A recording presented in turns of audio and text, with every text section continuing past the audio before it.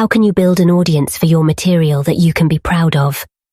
I suppose I'm worried that whatever my opinion or what kinds of game I make, I'm going to be pigeonholed as a chud or a woke scold because of the people who buy it and use it. Well, I've got some bad news. That's going to happen regardless of what you do. People are going to pigeonhole you and decide that you're one thing or the other, regardless of what you have to say on the subject.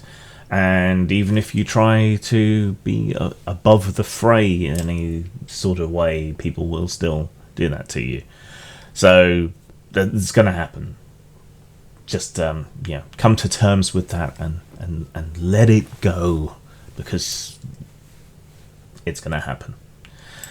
As to your audience, you can't control your audience. At least not in any sort of way that is remotely beneficial to you.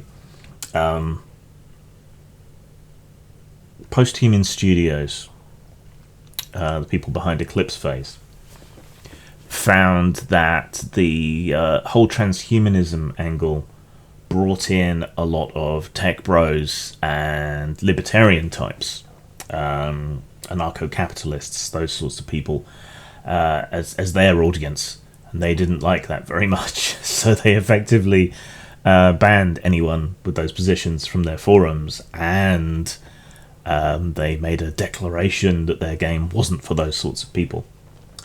And that's become something of a trend. A lot of games have passages in them where you used to get disclaimers asserting that the games weren't tools of the devil and weren't going to turn Little John and Little Jane into Satanists. Where you used to get that, you now get agonized, hand-wringing declarations that this game isn't for Nazis and isn't for bigots and all of that sort of thing. It's a fool's errand. You have no control over who buys and plays your game or what sort of adventures they play with it. It's pointless to have these in there. And you know what? Bigot money spends as well as anyone else's.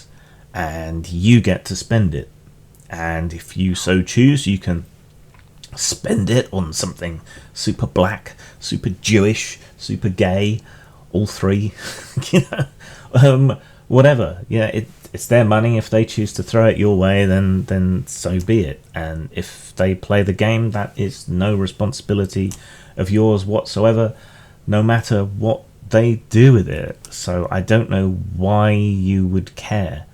The only way that you can control your audience in any sort of way is by insulting them.